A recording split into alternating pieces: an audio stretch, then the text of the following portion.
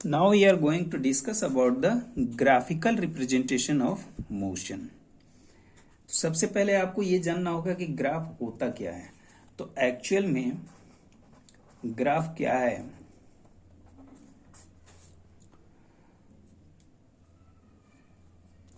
Graph is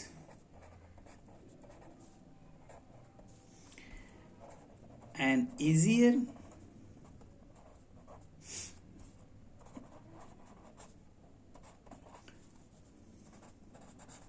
way to represent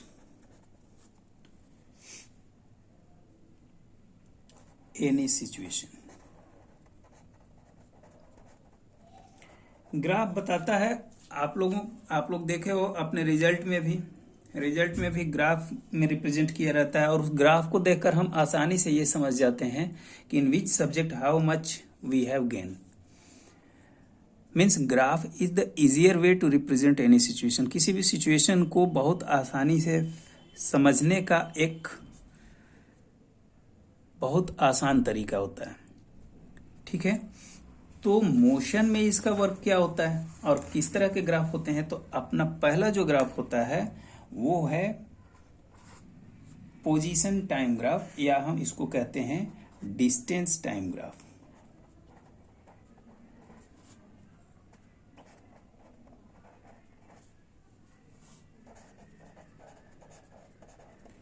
distance time graph. तो देखो इसमें हमें ये देखना होता है कि इस ग्राफ को खींचने के कुछ रूल्स होते हैं। उन रूल्स में हमें ये देखना होता है कि अगर हम कोई ग्राफ खींचते हैं तो इसमें जो वर्टिकल होता है, वर्टिकल लाइन होता है, इसको हम कहते हैं एक्स एक्सिस, सॉरी हॉरिजॉन्टल को कहते हैं एक्स एक्सिस,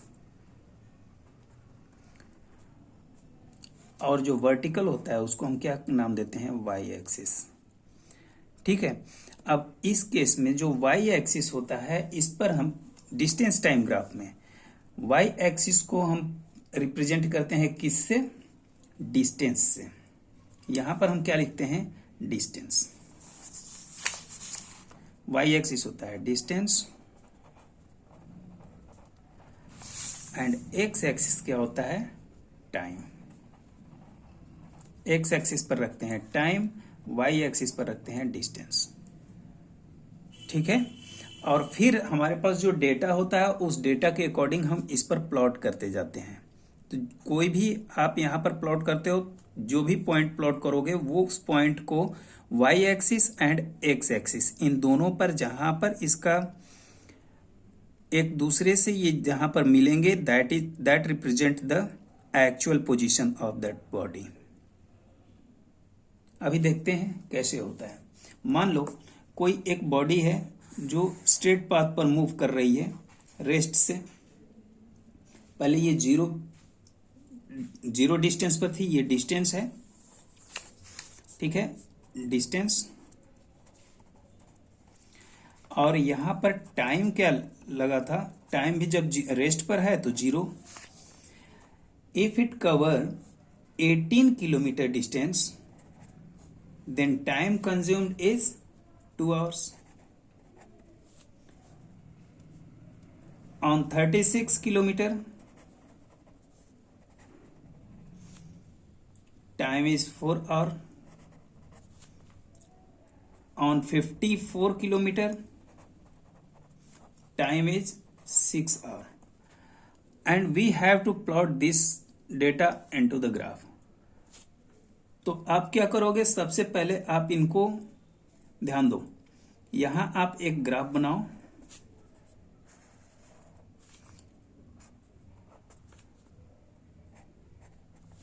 ये होगा एक्स एक्सिस और ये होगा वाई एक्सिस। इज दैट, इस पर हम क्या रिप्रेजेंट करते हैं? डिस्टेंस। और इस पर क्या रिप्रेजेंट करते हैं? टाइम। ये हुआ अपना 0 0। Okay, now on 0 it will B 0, means this point. इसके बाद अगर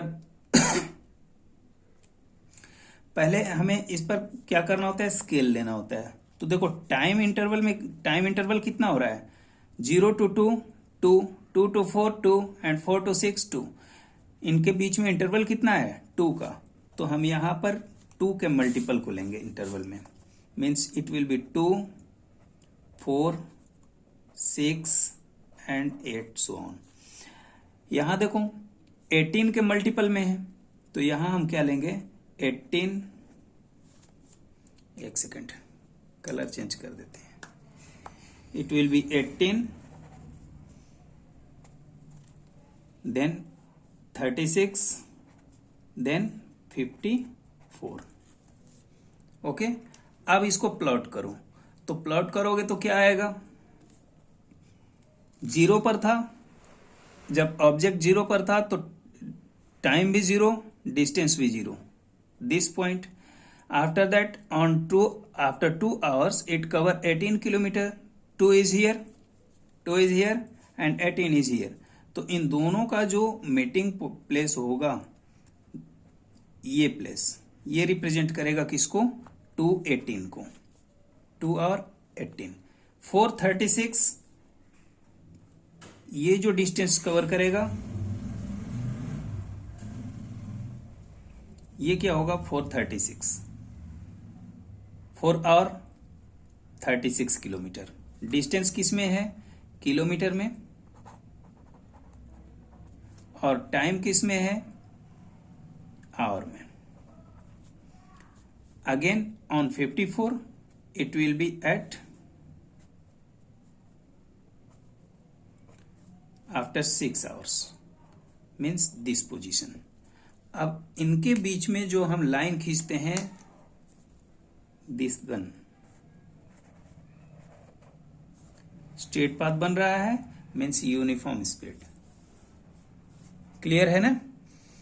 तो इसमें आपको जो आना चाहिए वो क्या है, आपको पता करना है कि स्पीड ऑफ दैट पार्टिकल। अगर ये पॉइंट ए है, ये बी है, तो आप इनके बीच में एक्स एक्सिस के अलोंग एक लाइन बनाते हो, ठीक है। और ये जो लाइन है, ये जहां पर मीटिंग प्लेस होगा, ये बनेगा ये C. If you have to find out the speed of that particle on this place A B, you have to find this slope. ये स्लोप आपको पता करना होगा। तो जब आप ये स्लोप पता करोगे, means slope of A B, slope of A B का जो स्लोप होगा वहीं उस पर्टिकुलर पार्टिकल का क्या होगा, स्पीड होगा। तो ए बी का जो स्लोप होगा वो कितना होगा, B C upon A C, B C upon A सी। अब बी सी कितना है, 54 और 18, means final point this and this is initial. तो 54 ये कितना आ जाएगा, 54 माइनस 18 अपॉन ए सी कितना है, 6 एंड 2, इंटरवल बिटवीन बोथ, तो 6 minus 2, what we get here, 54 minus 18 we get 36 upon 6 minus 2 is 4, it gives 9 kilometer per hour, means speed of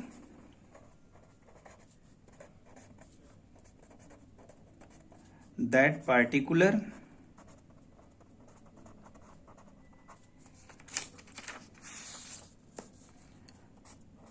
particle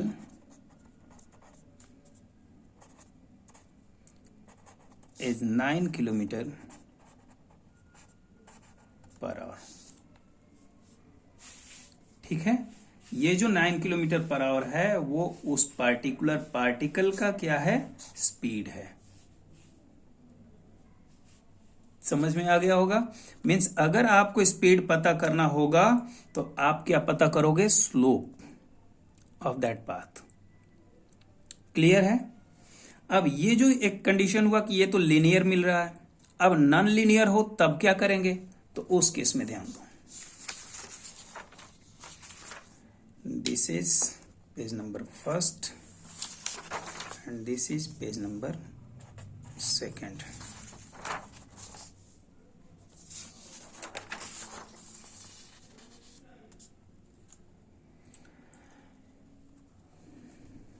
Now look, अगर मान लो नॉन लीनियर हो, means graph अगर इस तरह से बन रहा हो,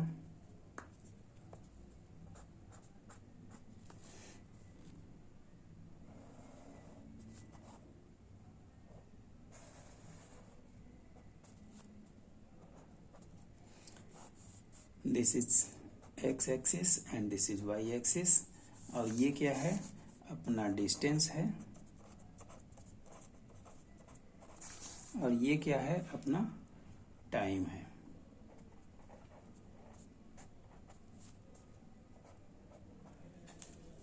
ठीक है, और इस पर हमारे पास अगर कोई ग्राफ बन के मिला है और हमें उसमें डेटा फाइंड आउट करना है, और ग्राफ कुछ इस तरह से है,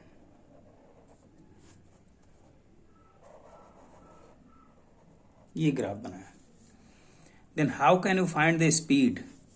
तो उसके लिए आप क्या करते हो, ये तो हो गया 0, फाइनल पॉइंट को आप इंडिकेट कर दो B, यहां से आप एक डॉटेड लाइन बनाओगे।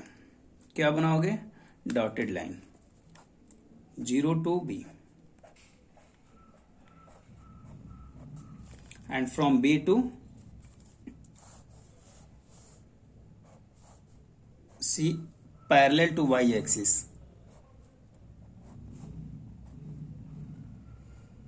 and this point will be C. If you find this is A, B and C. If you find the slope of AB, then it represent the speed of that particular particle. और इस case में आप क्या निकाल सकते हो? Average speed. You can not find that actual speed. आप इस केस में क्या निकाल सकते हो? Average speed. क्यों? क्योंकि ये नॉन लीनियर है, लीनियर नहीं है। लीनियर का मतलब एक स्ट्रेट पाथ बना रहा हो, लेकिन यहाँ तो स्ट्रेट पाथ बन नहीं रहा है। ठीक है, तो इस केस में आप क्या निकालोगे?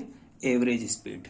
मीन्स एवरेज, यहाँ आप लिख लो कि if the graph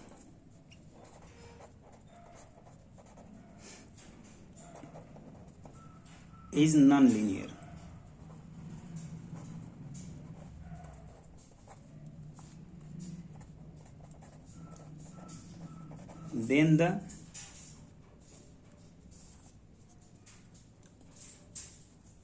then we can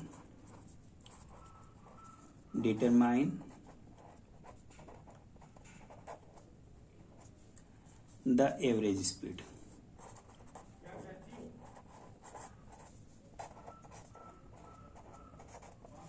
ठीक है, और इस केस में एवरेज स्पीड क्या होगा?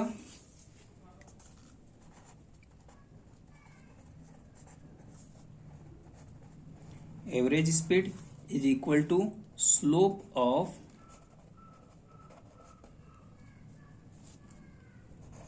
ए बी। ये जो ए बी का स्लोप होगा that represent the average speed. Slope of A B कितना होगा? Slope of A B equal to B C upon A C. ठीक है, और बीसी की वैल्यू आपको आपके पास अगर दी गई होगी, यहां पर कुछ ना कुछ तो इंडिकेट किया गया होगा और यहां भी इंडिकेट किया होगा टाइम, तो आप बीसी कैलकुलेट कर लोगे और एसी से अगर डिवाइड कर देते हो तो जो रिजल्ट आएगा that will be slope of A B and it indicates the average speed of that particular particle. Clear? अगर यही केस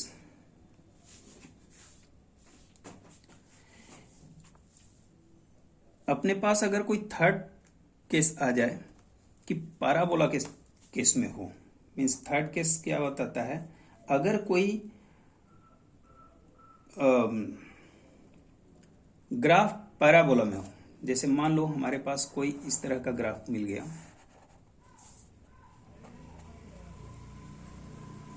ये हो गया वाई एक्सिस, ये x axis, and this is distance and this is time. Okay, और आपके पास जो graph मिल रहा है वो पैराबोला की तरह। पैराबोला क्या होता है? यू शेप्ड, कुछ इस तरह से। तो इस केस में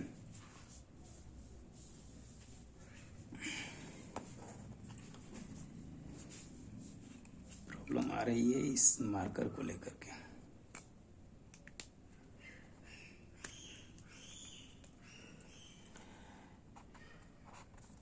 If the graph is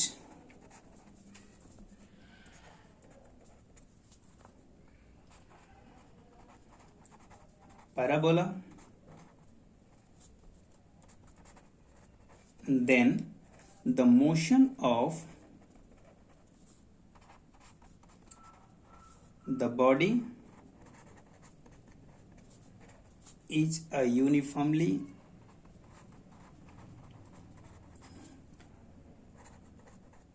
accelerated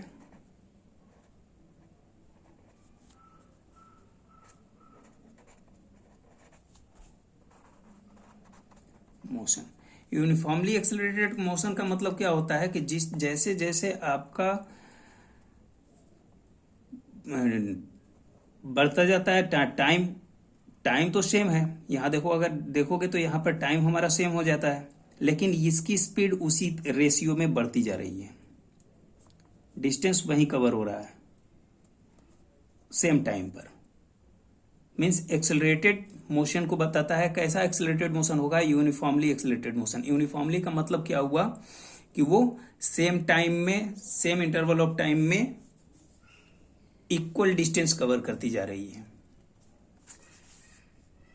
समझ में आ रहा है?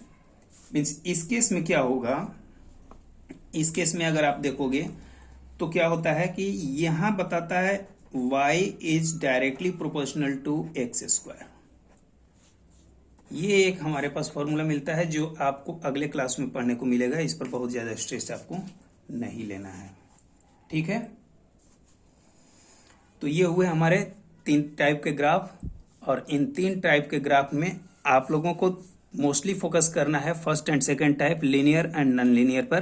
पैराबोला वाले में भी आप लोग देख लेना। इस केस में क्या होता है कि अगर आप इसको देखोगे तो y is directly proportional to x square, that is distance is directly proportional to, ये डायरेक्टली प्रोपोर्शनल का सिंबल है, मल्टीप्लाई नहीं समझ लेना, x square means time square.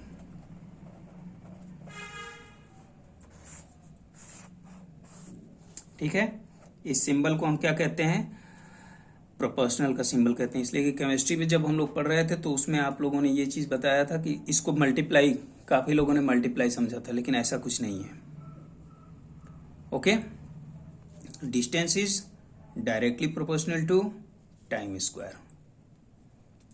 Okay, thank you.